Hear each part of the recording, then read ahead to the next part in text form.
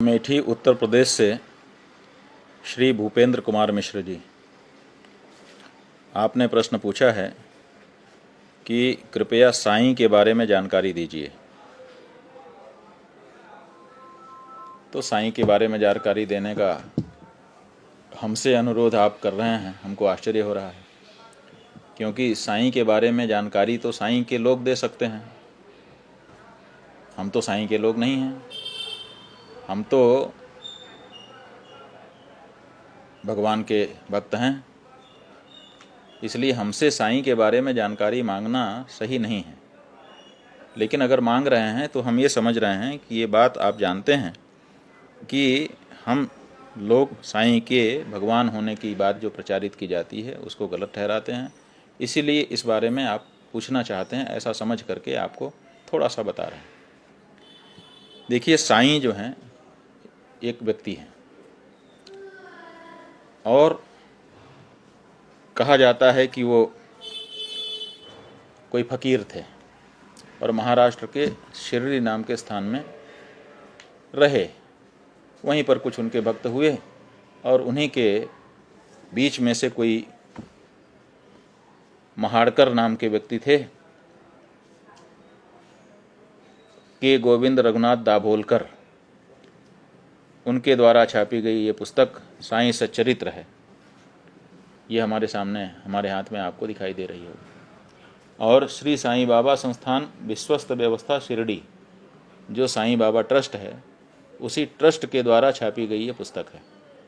प्रामाणिक उन्हीं के द्वारा, हम लोगों ने नहीं छापा है। तो ये पुस्तक हम लोगों ने देखी और इस पुस्तक में ये कहा गया है, और साईं बाबा के लोग इस पुस्तक से इतर भी जगह जगह पर इस बात का प्रचार करते हैं कि साईं बाबा ही परब्रह्म परमात्मा हैं और राम कृष्ण शिव सब तो उनके जन्माए हुए हैं। तो ये बात हम लोगों को ठीक नहीं लगती है। अगर कुछ लोगों की किसी व्यक्ति विशेष पर किसी कारण से श्रद्धा है, हम उसको इनकार नहीं करते हैं, वो कर सकते हैं, लेकिन उनको भगवान के रूप में प्रस्तुत कर दें और भगवान बना करके ये कहने लगें कि राम कृष्ण शिव सब इन्हीं के अंतर्गत आते हैं, ये सबसे श्रेष्ठ हैं।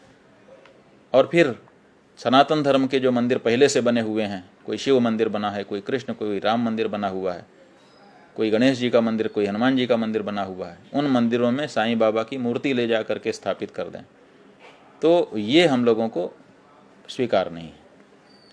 सनातन धर्मी ये मानते हैं कि हमारा जो स्थान है, अगर हमने हनुमान जी के लिए मंदिर बनाया है तो हनुमान जी उसमें रह रहे हैं, उनकी पूजा अर्चना वहाँ हो रही है। अगर आप साईं बाबा के भक्त हो, आप एक अलग साईं बाबा का मंदिर बना लो, कोई मना नहीं करेगा। लेकिन आप सनातन धर्म के मंदिरों में साईं बाबा की मूर्ति केवल ला करके और स्थापित कर देते हैं।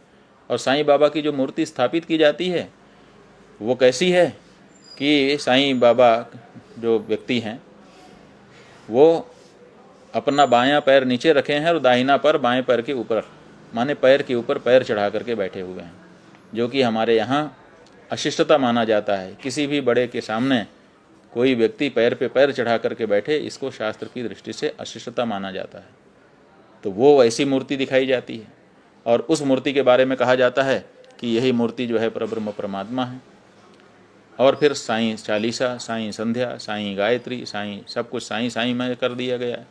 साईं राम, सीताराम की जगह साईं राम, ये सब जो होने लगा, जो सनातन धर्म का परिवर्तन किया जाने लगा, जैसे धर्म परिवर्तन होता था ना, तो धर्म परिवर्तन के बारे में ये जानकारी है सबके मन में कि किसी व्यक्ति के धर्म को बदल देते हैं। पहले कोई हिंदू होता है, फिर उसको कुछ और धर्म में बना देते हैं, पहले कोई कुछ और होता है, उसको इस धर्म में बना देते हैं। इसी का नाम है धर्म परिवर्तन। यहाँ एक अलग प्रकार की कोशिश हो गई। इन्होंने कहा धर्म को ही परिवर्तित कर दो, सनातन धर्म का जो स्वरूप है उस सनातन धर्म के स्वरूप को ही परिवर्तित कर दो। और वो कार्य इस संस्था के लोगों के द्वारा और इनका नाम लेकर के, इनकी अनुयायी हों चाहे ना हों, उनके द्वारा किया जाने लगा।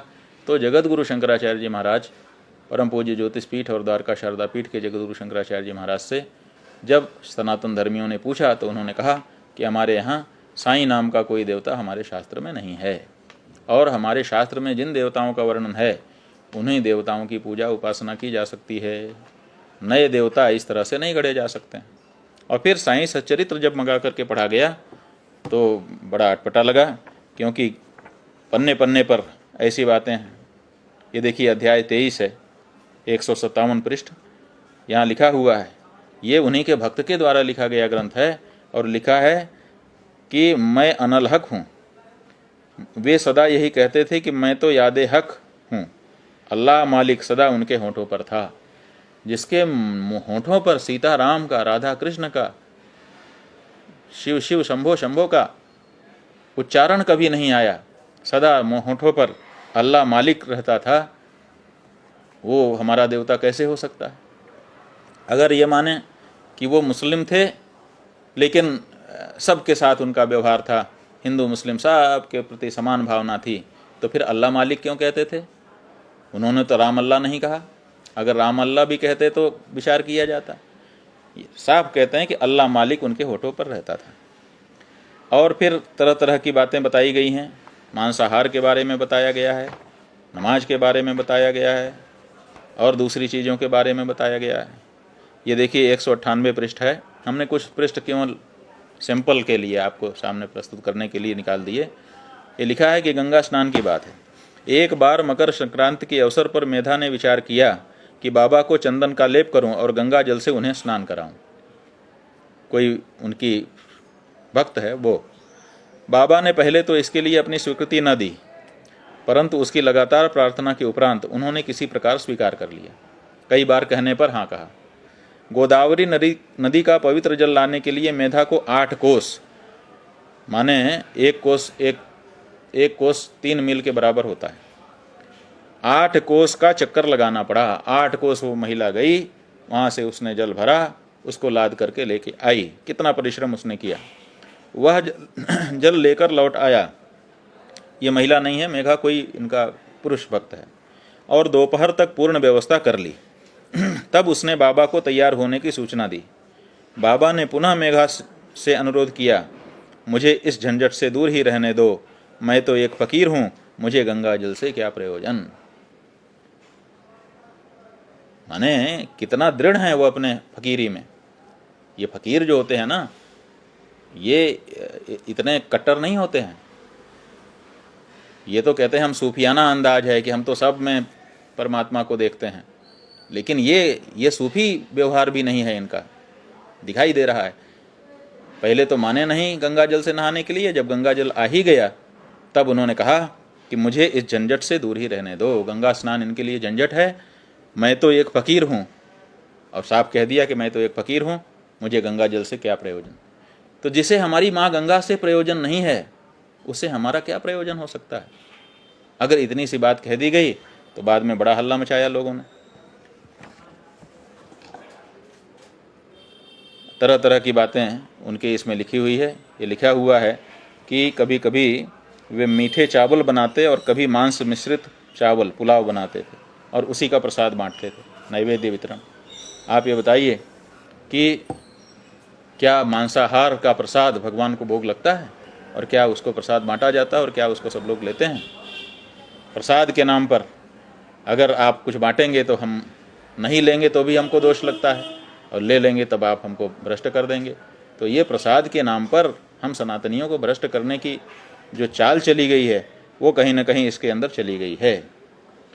एक यहाँ पर प्रसंग है 271 पृष्ठ पर।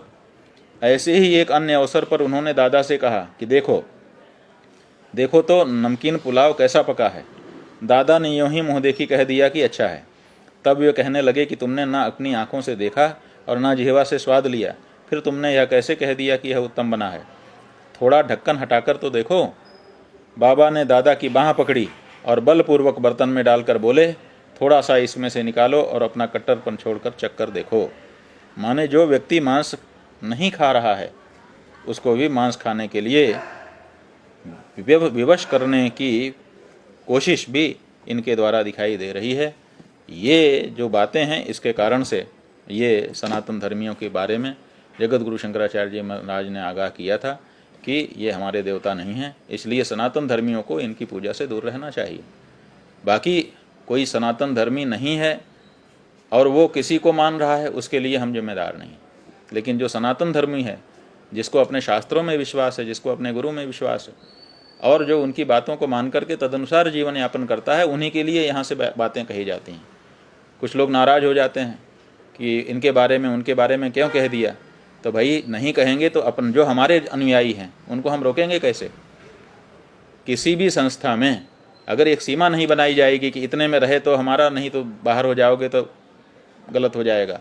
तो हम अपने जो अनुयायी हैं, सनातन धर्मी हैं, जो वेद शास्त्रों के अनुसार अपना जीवन जीना चाहते हैं, उनको निर्देश देने के लिए उल्लेख करना पड़ेगा कि नहीं करना पड़ेगा? ये बताना पड़ेगा कि नहीं बताना पड़ेगा कि मांस मिला करके अगर कोई कुछ परोस रहा है तो आप उसको स्वीकार मत करिए। रामचरितमानस में कथा आई हुई है कि राजा प्रताप भानु ने भंडारा किया और उसने भंडारे में पशुओं का और मनुष्य का भी मांस मिला करके पका दिया। आकाशवाणी हुई और ब्राह्मण लोग बैठ चुके थे भोजन करने के लिए, लेकिन भय रसोई भूसुर मासु सब द्विज उठे मानि विश्वासु। जैसे ही आकाशवाणी ने कहा कि अरे रसोई में तो मांस पकाया गया है, वैसे ही सब लोग, सारे ब्राह्मण उठ करके खड़े हो गए कि हम नहीं खाएंगे। तो पत्तल पे बैठ चुके थे लेकिन उठ गए।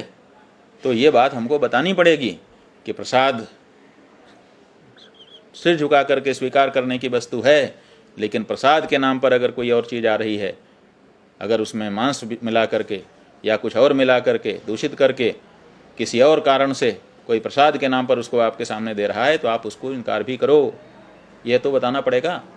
तो हम जब भी कोई बात कहते हैं, चाहे वो साईं बाबा के बारे में हो, चाहे किसी और बाबा के बारे में हो, चाहे किसी और के बारे में हो, पूछने पर कहते हैं। पहली बात, अपने मन से हम कुछ नहीं कहते। दूसरे, जब हमसे कोई पूछता है तब हम कहते हैं, और कहते इतना ही है कि भैया हमारे लोग बचे रहो। आपकी निंदा में तात्पर्य नहीं है, हमको हमारे लोगों को बचाने में तात्पर्य है। तो इतना तो कम से कम हमको अवकाश आप लोग दिए रहें कि हम अपने लोगों के बारे में एक आपसी चर्चा कर सकें, अपने लोगों को अपना निर्देश दे सकें। जो हमारी बातों से सहमत है वो तो हमारे साथ रहे। आप हमको बोलने ही नहीं देंगे, ऐसा कैसे हो सकता है? तो ये साईं सच्चरित्र के बारे में आपको बता दिया।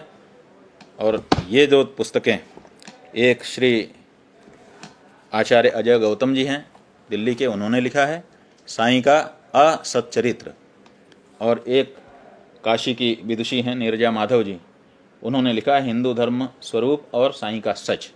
ये दो पुस्तकें हैं जो इस बारे में पर्याप्त सामग्री आपको उपलब्ध कराती हैं। अगर आपको अधिक जानकारी की इच्छा हो तो इन दोनों पुस्तकों को आप प्राप्त कर सकते हैं। अजय गौतम जी को आप इंटरनेट पर सर्च करेंगे तो वो मिल जाएंगे, क्योंकि वो टेलीविज़न में बार बार आते हैं। ऐसे ही नीरजा माधव भी बहुत ख्यातिलब्ध लेखिका हैं। दोनों के नाम और नंबर आपको मिल जाएंगे। आप ये दो पुस्तकें वहाँ से मंगवा लीजिए और इनको पढ़िए। साईं बाबा के बारे में सारी जानकारी आपको हो जाएगी।